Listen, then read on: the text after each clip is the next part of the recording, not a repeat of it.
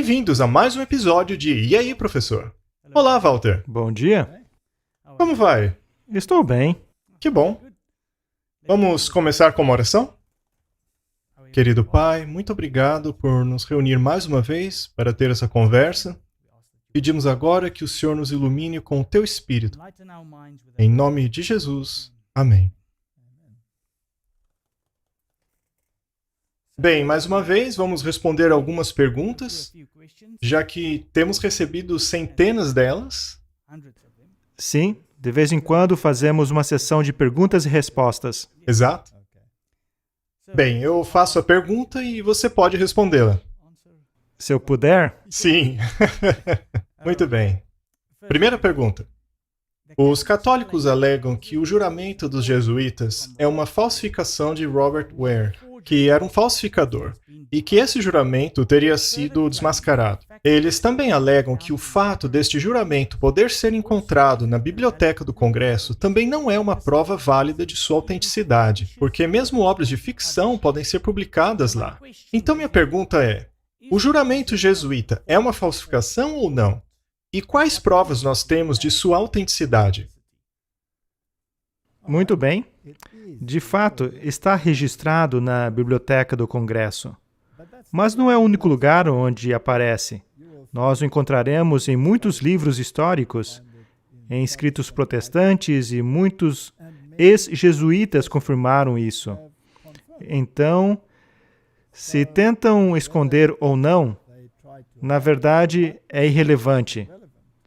O outro ponto, obviamente, é que a experiência comprova isso.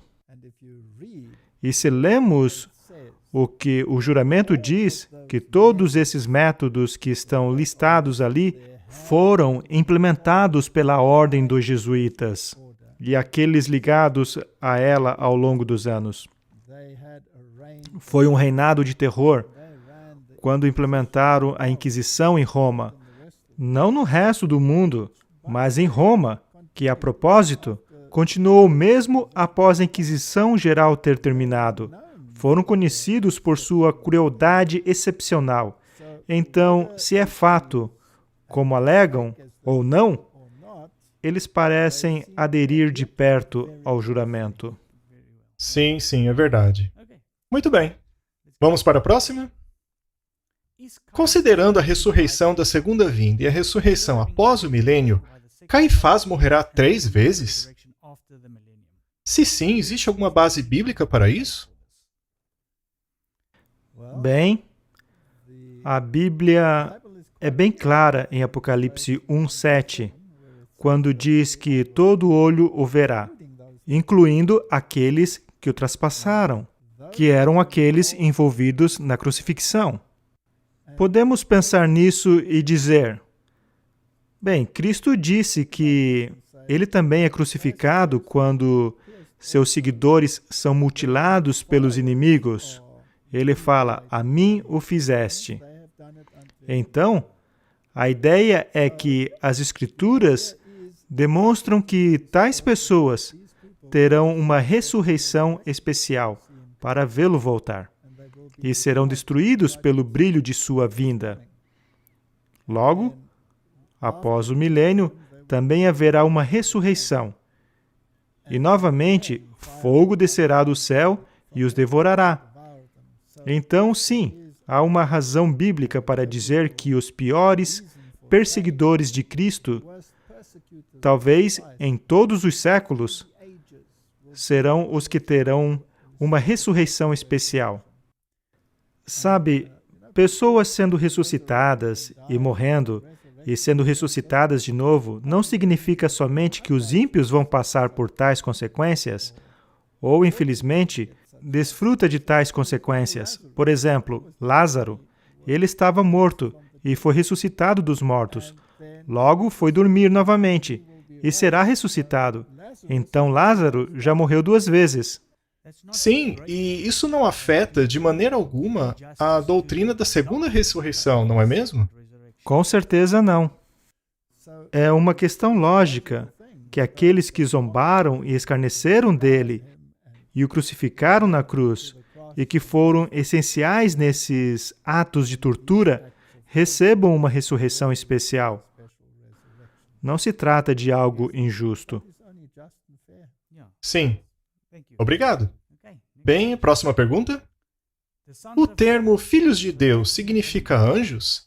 E se não, como podemos saber que não está falando sobre anjos? Os gigantes eram resultado entre a união de anjos caídos e as filhas do homem? Eu entendo que anjos não podem procriar, mas e se eles tomaram a forma de homens? O livro de Enoque também menciona nomes de anjos caídos que não são mencionados na Bíblia. E uma última questão. Por que o livro de Enoque não foi incluído na Bíblia? Muito bem. Quando a Bíblia fala dos filhos de Deus, poderia ser uma referência aos anjos, porque os filhos de Deus cantavam junto quando este mundo foi criado. Então, outros seres criados, que poderiam incluir anjos, não sabemos como são os outros seres criados, sabemos dos anjos. Mas Adão também é chamado filho de Deus. Então, os seres humanos também são filhos de Deus. Então, será que os anjos procriaram? Bem, as pessoas sabem que a Bíblia é clara que eles não procriam. Se não procriam, a procriação para eles não é nada menos que um pensamento ilusório. Então, quem foram os filhos de Deus? Ora, os filhos de Deus, como Adão, foram aqueles criados por Deus e que estavam em sintonia com os requisitos de Deus e em harmonia com sua palavra. Então, ao longo das eras, esse termo foi aplicado aos filhos de Deus, aos filhos de Israel, aos filhos de Deus, e aqueles que eram os filhos dos homens, que eram humanistas e negligenciaram ou rejeitaram Deus. Então, quando os filhos de Deus viram que as filhas dos homens eram belas e se casaram com elas, isso significa que aqueles que estavam na fé se casaram com aquelas que não estavam na fé, e o resultado dá para ver no mundo de hoje. Então, não devemos, diz a Bíblia, entrar em julgo desigual. Não é uma decisão sábia. É uma relação tumultuosa quando as pessoas entram em um julgo desigual. Então, os filhos de Deus eram a descendência da linhagem de Adão, e os filhos dos homens eram a descendência da linhagem de Caim, aqueles que não permaneceram fiel. E num dado momento, eles se misturaram, especialmente, obviamente, porque as filhas de Caim fizeram questão de se mostrarem bastante atraentes. E, portanto, essas coisas começaram a acontecer. Mas a palavra gigante é Nephilim. Às vezes é traduzida como gigantes, e às vezes traduzidas como menção aos apóstatas. Então, sem dúvida, as pessoas eram gigantescas. Adão tinha mais de 3 metros. Todos os animais eram maiores. Dá para ver isso nos registros fósseis? Se analisarmos fósseis, veremos que tudo era maior no passado do que hoje. Sabe, baratas desse tamanho, uns 60 centímetros, dinossauros. Toda espécie que encontramos era maior no registro fóssil. Quer falemos de elefantes, lobos, leões, não importa. Tudo era maior no passado. Na verdade, nós temos deteriorado. Não se trata de uma evolução progressiva, mas uma involução. Então, sem dúvida, as pessoas eram muito grandes, e a Bíblia nos dá algumas dimensões, até mesmo dos reis cananeus. O tamanho de suas camas, por exemplo. Essa gente era enorme. Provavelmente não caberiam nesse prédio, sem ter que baixar a cabeça. Sim, eram gigantes, mas também eram apóstatas. E esses apóstatas foram os que, por fim, levaram a corrupção a toda a raça. Então, os filhos de Deus eram aqueles que seguiam a Deus, e as filhas dos homens e os filhos dos homens eram aqueles que não seguiam. Eles se misturaram, e o resto é história. e logo veio o dilúvio. E outra pergunta é, por que o livro de Enoque não foi incluído no cânon? Bem, todos os livros apócrifos aparecem entre 300 e 500 anos após o fechamento do cânon, tanto no cânon do Antigo quanto do Novo Testamento. Basicamente, o cânon já estava fechado. Então, por que seria acrescentado ali? Logo, tem também certas porções do livro de Enoque que não se harmonizam com o cânon. E isso já é o suficiente, pois a regra é a lei e ao testemunho. Se eles não falarem segundo esta palavra, é porque não há luz neles. Misturar verdade e erro não é algo que vá conduzir a uma boa doutrina. Então, como saber o que é verdadeiro e o que não é? Ora, se encontrarmos algo nos Escritos que é obviamente contrário à lei e ao testemunho, rejeitamos isso. Obrigado. Muito bem. Próxima pergunta. Na verdade, duas perguntas sobre os capítulos 10 e 13 de Apocalipse. A última parte do verso 6 de Apocalipse 10 diz que não haveria mais demora. Seria essa uma referência a 1844 como sendo o fim dos 2.300 dias proféticos? Ou deveria ser relacionado ao verso 7 e aplicado no tempo em que o sétimo anjo começará a tocar? Apocalipse capítulo 10 é a abertura do rolo, não é? Esse é um rolo que foi selado e agora está sendo aberto nas mãos do anjo, não é?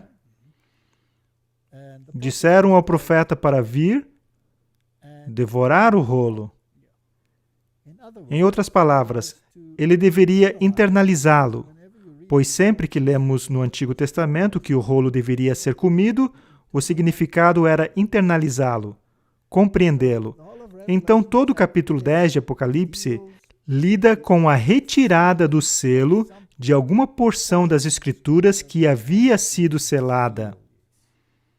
Ora, só tem uma porção em toda a Bíblia que foi, de fato, selada. E encontramos esse no livro de Daniel. E tem a ver com a profecia dos 2.300 dias.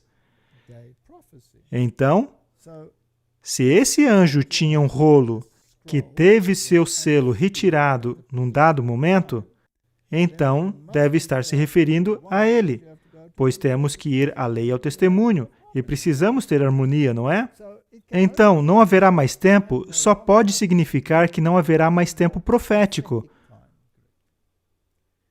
pois se fosse interpretado literalmente, nós não estaremos mais aqui. Então, tentar correlacionar aos versículos seguintes é uma forma de futurismo. Estamos pegando alguma coisa fora do contexto histórico e aplicando isso a outra coisa sem um direcionamento bíblico. Então, temos que nos apegar ao que a Bíblia diz. É como a última semana das 70 semanas. Sim. Como se atirasse de lá e aplicasse em outro lugar. Não se pode fazer isso, porque não há direcionamento bíblico que lhe oriente a fazer isso. Muito bem. A segunda parte da pergunta é: a maioria das profecias do livro de Daniel já foram cumpridas. O capítulo 13 de Apocalipse nos mostra a besta num período após a sua ferida mortal ter sido curada. Seria possível que os 42 meses do verso 5 sejam literalmente 3 anos e meio? A mesma resposta se aplica aqui. Exatamente a mesma. Então, a maioria das profecias no livro de Daniel estão cumpridas. Os detalhes ainda precisam ser ajustados, ok? Eles estão num contexto histórico contínuo. Agora, se quisermos pegar esses 42 meses que estão num contexto histórico contínuo e torná-lo literais, então estamos aplicando regras do futurismo e estamos negando as regras da continuidade histórica. E com que direito faríamos isso?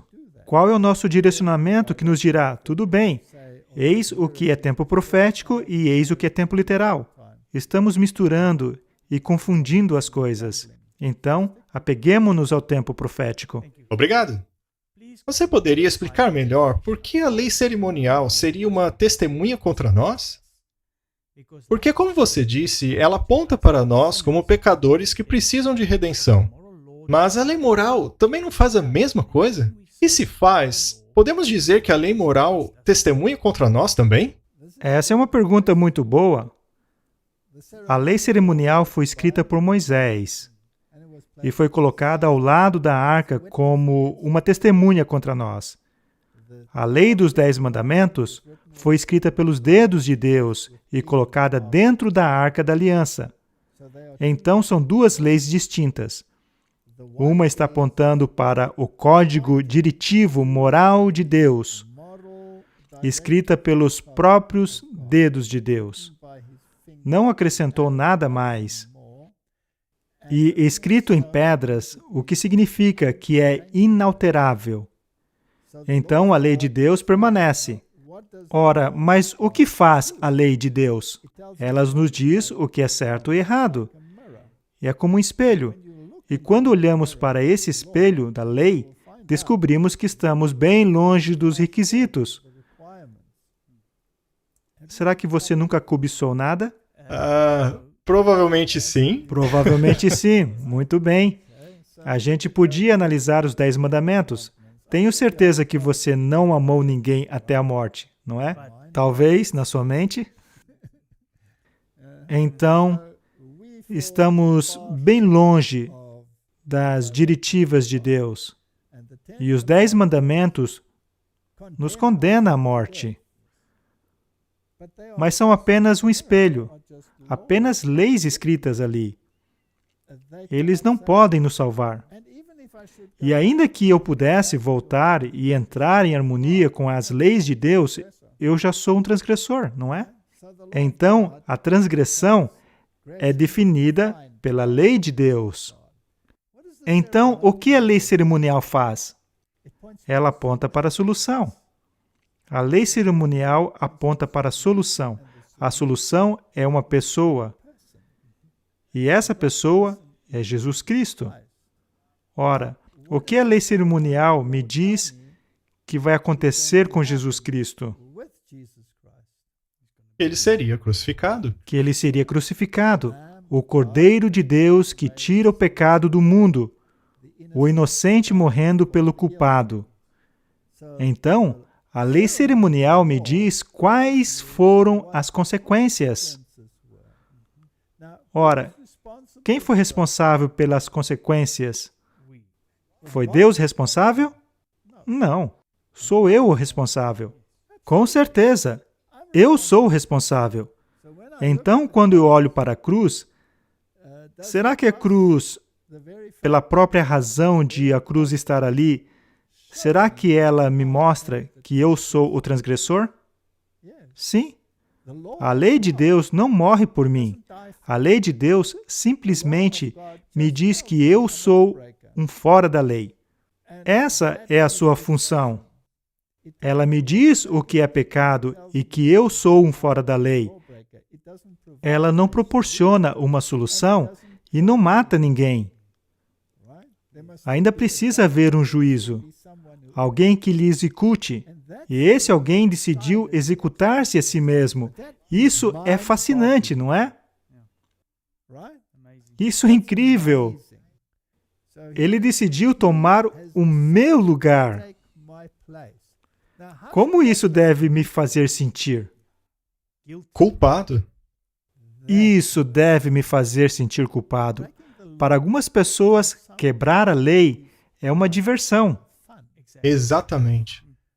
Mas ao ver as consequências penduradas naquela cruz, isso me mostra onde está o problema e, portanto, é contra nós. Foi projetado para nos alcançar e fazer-nos perceber onde o pecado leva e fazer-nos arrepender-nos aos pés da cruz. A propósito, é Deus quem atrai e é Deus quem nos habilita a arrepender-nos. Não há nada com o qual eu possa contribuir. Nem mesmo seu arrependimento. Nada, até meu arrependimento é o seu perfeito arrependimento a mim imputado. Isso é lindo. E me faz lembrar daquele hino lindo, maravilhoso amor.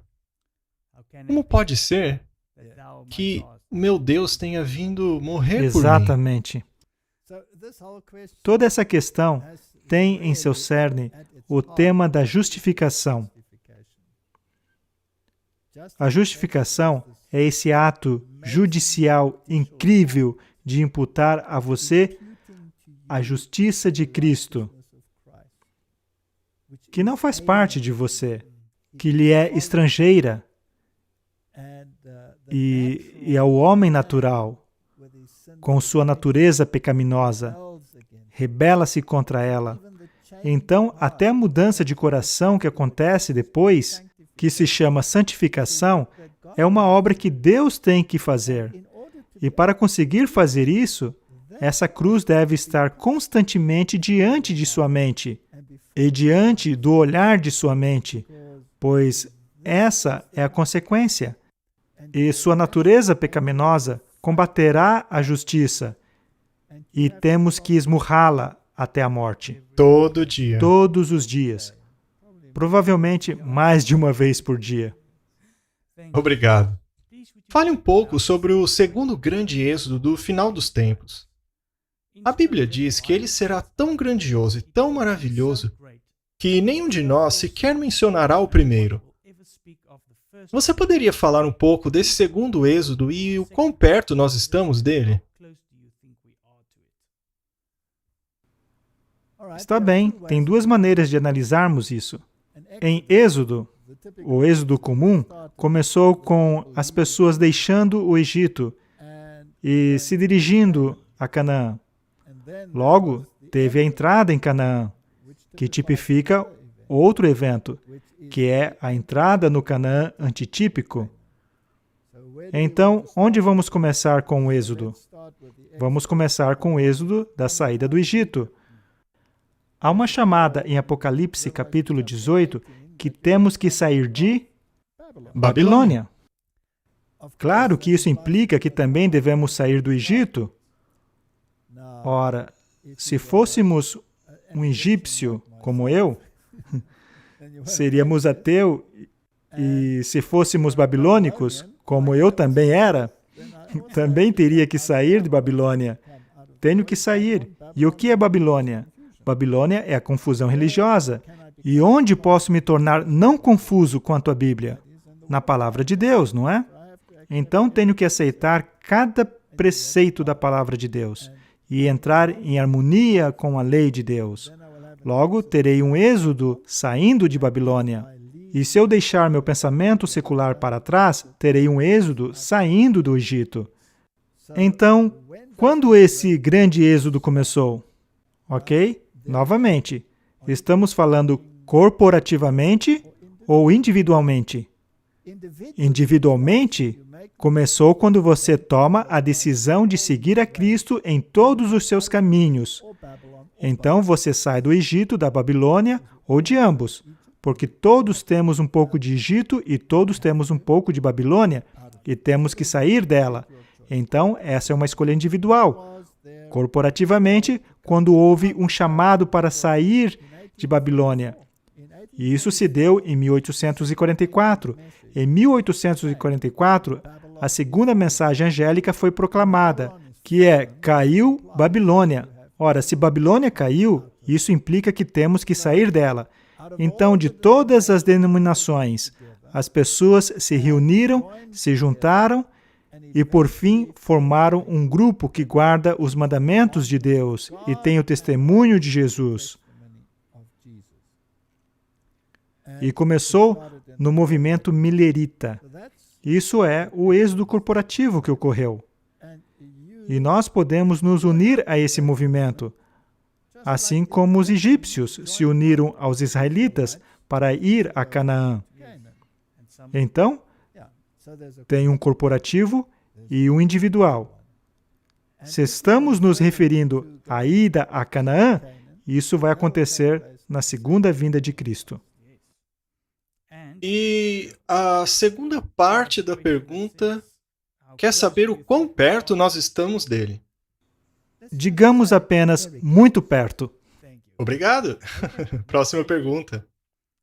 Eu fui a uma igreja em que o pregador citou a frase de Jesus, "Eu sou a brilhante estrela da manhã", de Apocalipse 22. E então ele disse que Lúcifer significa a estrela da manhã e que Jesus, no fim dos tempos, adotaria o nome Lúcifer. É isso mesmo? Lúcifer era o nome do querubim cobridor. Ele era uma estrela brilhante. Mas quem é a máxima estrela brilhante da manhã? Jesus Cristo. Agora, o que Lúcifer quer? Usurpar a posição dele. Quer ser igual a Deus, não é? Ele quer ser semelhante a Deus. Então, ele quer usurpar a posição de Deus e tomar uma posição que não é sua de direito. Então, sim, ele foi Lúcifer, mas caiu e se tornou Satanás. Mas Jesus tem um nome, e esse nome significa Javé salva. Sim, Jesus significa Javé salva. Ele é o Salvador, e esse é o seu nome. Ele tem um outro nome escrito em sua coxa, que ninguém pode conhecê-lo até ter sido revelado. Então, não há nenhuma evidência nas Escrituras de que ele se apresentará como Lúcifer. Alguns ensinam que Jesus e Satanás são irmãos e coexistiram antes da criação. Dizem que Jesus é o filho da luz e Satanás é o filho das trevas, e que precisa ser assim, porque a Bíblia diz que Deus criou o bem e o mal. O que a Igreja Adventista ensina sobre isso? Essa declaração ou pergunta é impressionante. O mundo oculto ensina isso. De fato, ensina que Lúcifer era o irmão mais velho e Jesus o mais novo. E ensina que o mais velho vai readquirir sua semente original. E assim como obteve a vitória na cruz, também obterá a vitória no fim. É isso o que o mundo oculto ensina. Mas temos novidades para eles. Não é assim que acontece. Isso nega, obviamente, a expiação por completo. E a Bíblia está repleta de expiação. Além disso, Satanás tem tentado se livrar da Bíblia repetidas vezes. Ele sucedeu? Será que ele conseguiu ter sucesso em tornar as Escrituras difíceis de achar? Sim, tem conseguido isso, mas será que as erradicou? As Sagradas Escrituras? Não. Todos ainda podem fazer uso delas. Não se pode livrar delas.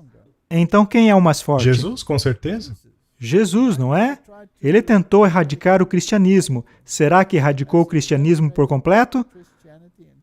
Não. Não. Então quem é o mais forte? Jesus, com certeza. Quanto mais tenta, mais perde, não é? Ok.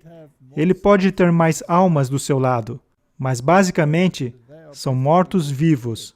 Enquanto se tivermos Cristo, somos uma nova criatura e entramos na vida, mesmo quando estamos mortos.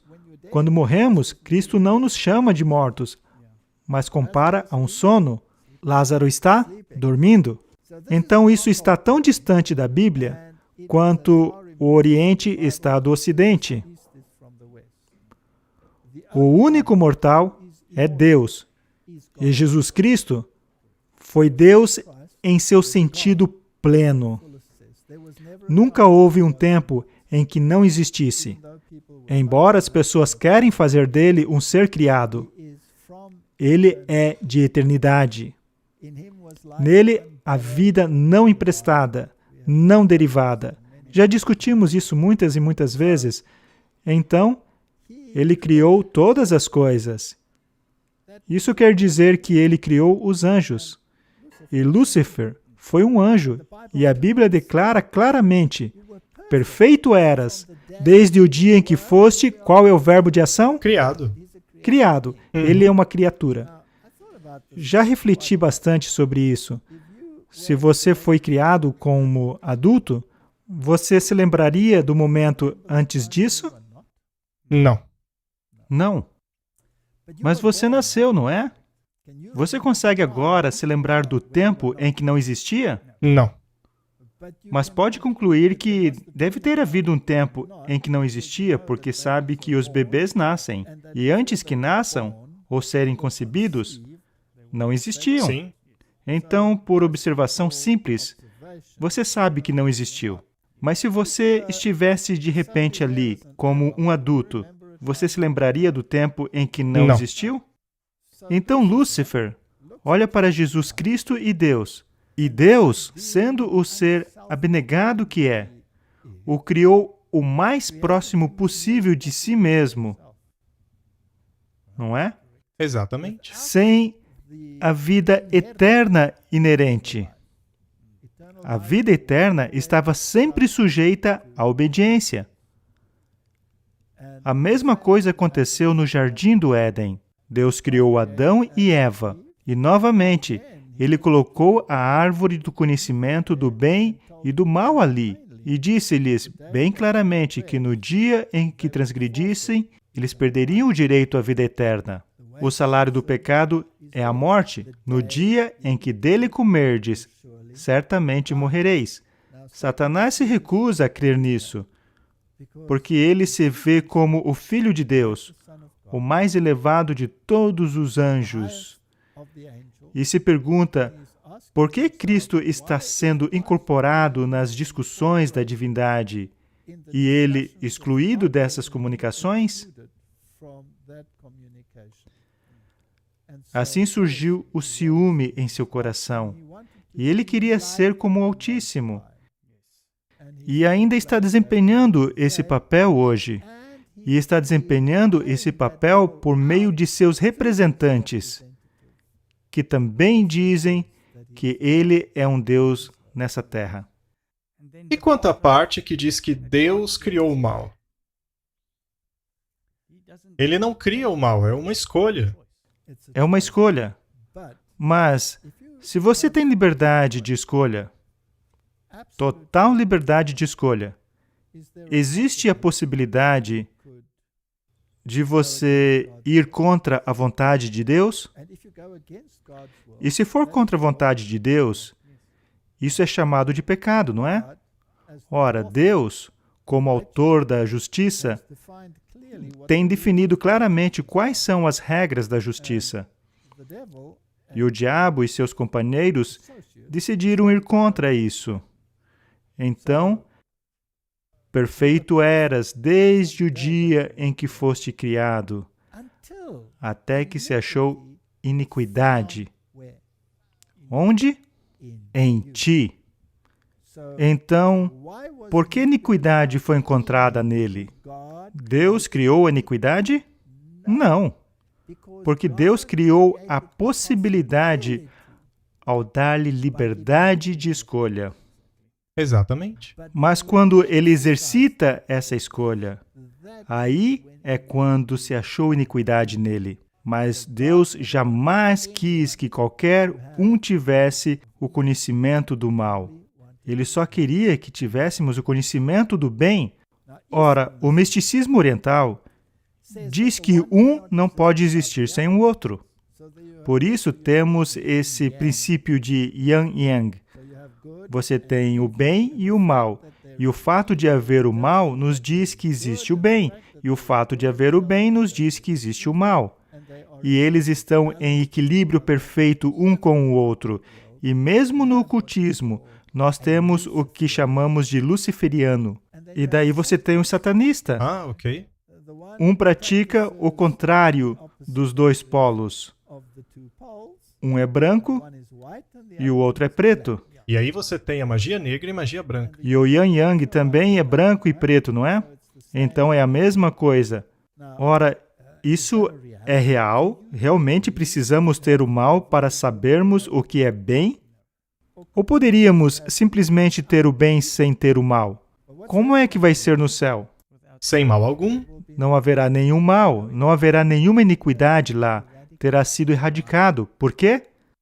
Porque elas escolherão não praticar o mal. Aqueles que estão lá, aqueles que estarão lá por toda a eternidade, tomaram uma decisão consciente de rejeitar o mal e entraram em harmonia com Deus e permitiram que Deus os transformasse de novo conforme seu conceito no design original. Então, o mal é uma escolha. E o Yin Yang é uma figura da imaginação que tolera o mal no suposto reino da elevação do bem. Você pode levar isso ao espectro teológico, onde temos a predestinação. E alguns dos teólogos, nessa linha de pensamento, dizem que Deus criou todas as coisas e, portanto, Ele também criou o mal, e criou o céu, e criou o inferno. E Deus ou predestina você a ir ao céu ou a ir ao inferno. Ora, nessa teologia, algumas pessoas chegaram ao ponto de dizer que precisamos do inferno a fim de elevarmos a glória do céu. Por contraste, esse é o pensamento do Yin Yang. Isso não é bíblico. Isso faz de Deus o autor do mal, fazendo dele um tirano. É como a crença do inferno eterno, de que ele precisa existir a fim de elevar os que estão lá em cima. Sim, eu sempre digo, e também Wesley e muitos outros, que isso tornaria Deus pior que o diabo. Porque que alegria poderia haver no céu se, por exemplo, você visse seu amado sofrendo um tormento eterno? Não poderia haver alegria no céu, seria somente lágrimas perpétuas, não é? Então, a única maneira de se lidar com isso é conforme a Bíblia. Deus disse que vai erradicar o mal. Ele não mais existirá, não se levantará outra vez, e os ímpios serão como pó, serão como cinza sobre nossos pés. Serão consumidos, serão como fumaça, não existirão mais. Então, toda essa doutrina de Yin Yang tem permeado até mesmo o ambiente religioso, mas não há base alguma para ela. Obrigado. Você já falou muitas vezes sobre mudanças globais e a ciência por trás dela. Como a declaração a seguir se encaixa com essa teoria científica? Apesar do Senhor ter cessado a sua obra da criação, Ele está constantemente empenhado em sustentar os seus servos com as coisas que Ele fez. Jesus disse: "Meu Pai trabalha até agora, e eu trabalho." O mundo material está sob o controle de Deus. As leis que governam toda a natureza são obedecidas pela natureza. Tudo fala e age de acordo com a vontade do Criador. A divindade é o autor da natureza e o mundo natural não tem poder em si mesmo, além daquele que Deus provê. Eu acho que o que a pessoa está perguntando é: por que, se Deus sustenta todas as coisas, há uma deterioração e mudanças, globalmente falando? Por que Deus não as retém em seu estado perfeito? Ora, Deus também diz em sua Bíblia que a terra se envelhecerá como a roupa. Então, quando Ele a criou originalmente, era vibrante e perfeita, e não havia defeitos genéticos. Mas quando o pecado entrou no mundo e a árvore da vida foi removida, que retinha todas as coisas em perfeita ordem, não que a árvore fosse necessária, Deus poderia ter feito sem a árvore, mas a árvore era para servir como um lembrete a todos que somos dependentes de Deus. Caso contrário, nós esqueceríamos e continuaríamos com nossa vida. Então a Bíblia nos diz que, desde o instante em que o pecado entrou no mundo, as coisas mudaram. Os animais mudaram, a morte entrou no mundo. Deve haver uma deterioração.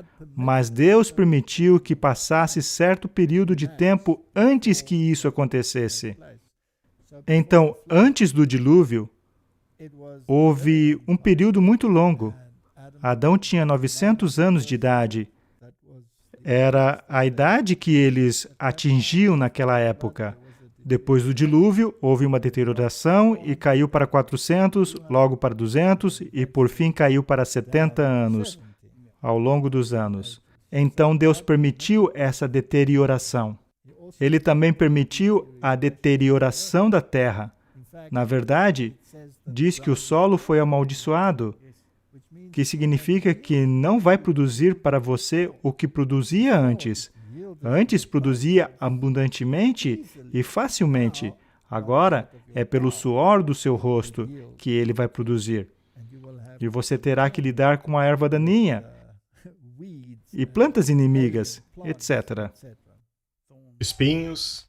Então, sim, Deus mantém sua vida dentro dos limites que Ele estabeleceu.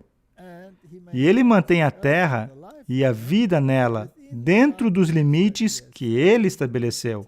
E isso vai deteriorar e continuar a deteriorar até que cheguemos a um ponto onde não poderá sustentar nenhuma vida. Mas antes disso, Ele virá, porque Ele diz, do contrário, nenhuma carne se salvaria. Bem, aqui temos 5 perguntas. É certo chamar o Papa Francisco de o homem do pecado? Bem, coloquemos da seguinte forma. A Bíblia fala sobre o anticristo e diz que houve muitos anticristos que surgiram no mundo. Ela dá um período de tempo muito longo para a existência do poder do chifre pequeno. Estamos lidando não com o homem, mas com o sistema. Trata-se de um sistema do anticristo. Então, não atacamos o homem, mas podemos expor o que o homem diz.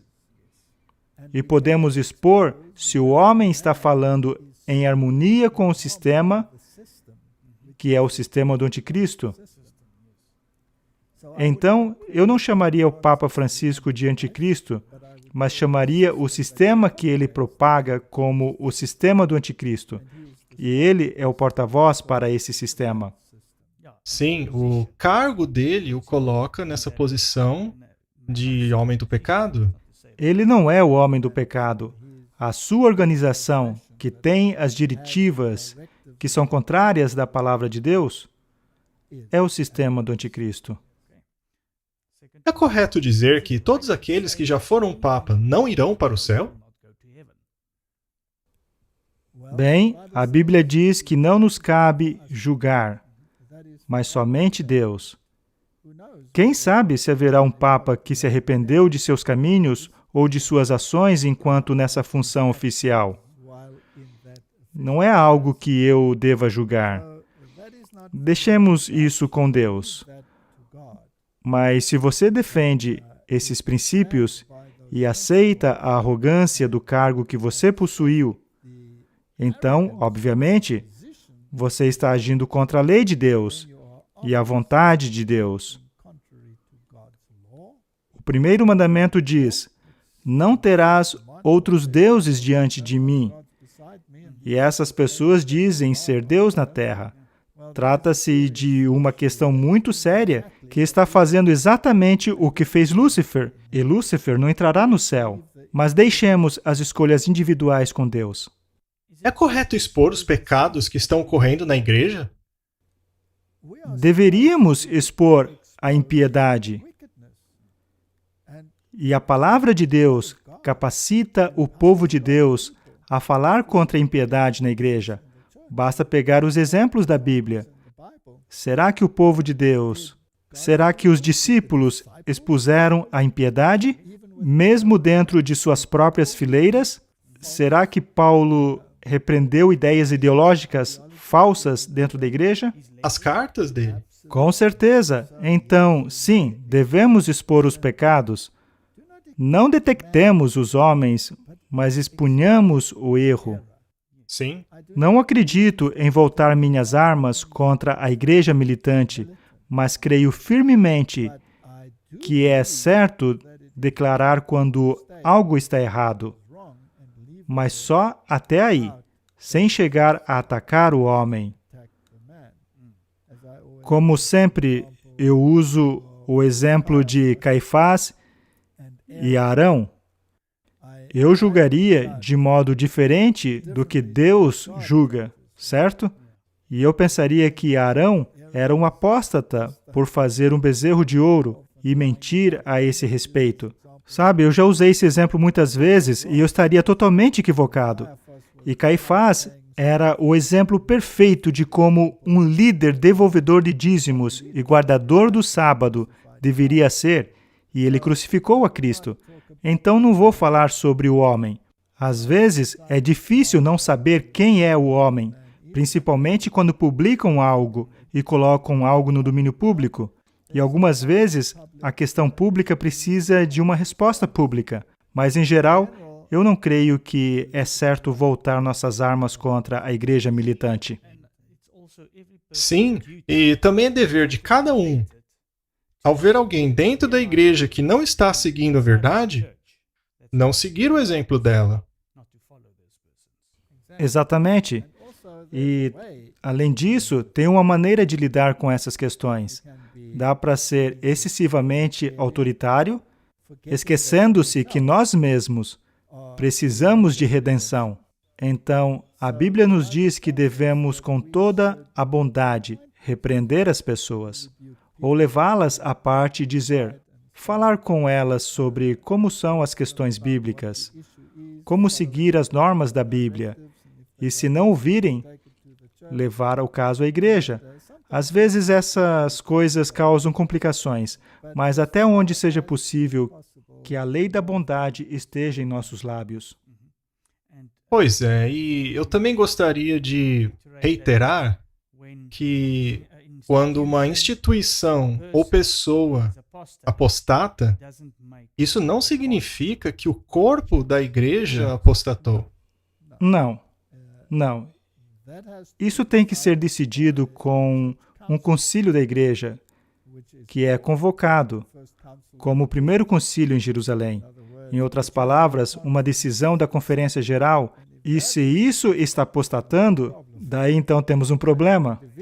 Mas se indivíduos fazem, seja lá o que considerem adequado fazer, então podemos expor o erro e deixar as consequências com Deus. Deus chegou a repreender algum governo político ou apenas a igreja? Bem, a Bíblia está cheia de repreensões a sistemas políticos. Se lermos os profetas, há listas e mais listas quanto ao que vai acontecer com Babilônia, com Edom, com esse e aquele. Sabe, certamente os governos foram repreendidos e a Bíblia é bem clara que, no futuro, todos os sistemas políticos chegarão a um fim. Todos eles. E os reis do mundo darão seu poder à besta e a besta será tomada e com ela o falso profeta. E mais tarde os reis e seus exércitos serão destruídos pelo próprio Cristo, pelo sopro de sua boca. Então, sim, existem diretivas muito fortes contra sistemas políticos no mundo. As 4 bestas de Daniel? Com certeza, e até mesmo os 10 chifres. Eles estão em conluio com o sistema que está usurpando sua autoridade e fingindo ser um Deus nessa terra. Então, sim, Deus tem repreendido governos políticos e está dando um alerta grave aos governos nos últimos dias. E indivíduos vão se desviar das ideologias que estão sendo propagadas, pois será tão claro que a legislação que está seguindo no mundo estarão tão abertamente contrárias à vontade e à lei de Deus, que até mesmo uma criança vai poder ver que, para estar em harmonia com o mundo, representará ser um inimigo de Deus. E a última pergunta, qual é o posicionamento da igreja em relação à política? Sabe, a política tem a ver com os reinos desse mundo. Se você se tornou um embaixador de Cristo, então você não deveria estar envolvido em política. Porque, assim como o embaixador de outros países não tem direito de voto no país em que ele representa seu país, Assim, o embaixador do reino de Deus também não deveria escolher um lado quando se trata dessas questões, porque a política se preocupa com as coisas do reino deste mundo e nós deveríamos nos abster disso. Obrigado. Você concluiria com uma oração? Sim, com certeza. Pai Celeste, as pessoas têm muitas perguntas e as respostas só podem ser dadas pela palavra de Deus. Eu oro para que aquilo que discutimos esteja em harmonia com o que Tu nos falaste em Tua palavra e que as pessoas estudem Tua palavra e encontrem por si mesmo qual é a vontade de Deus no tempo em que vivemos. O mundo está rapidamente chegando ao fim. Os sinais estão se cumprindo ao nosso redor e todos temos que tomar uma decisão a favor ou contra. A maior das escolhas que podemos fazer é irmos ao pé da cruz e ajoelharmos-nos ali para aceitar esse grande dom da salvação. Ajude a cada um de nós se apegar à cruz, se apegar a Cristo e que aprecie essa justificação que só pode vir dele. É minha oração, em nome de Jesus. Amém. Amém. Obrigado por assistir esse vídeo. Para se inscrever, clique aqui. Clique no sininho abaixo para receber notificações. Para assistir o próximo vídeo, clique aqui. Muito obrigado.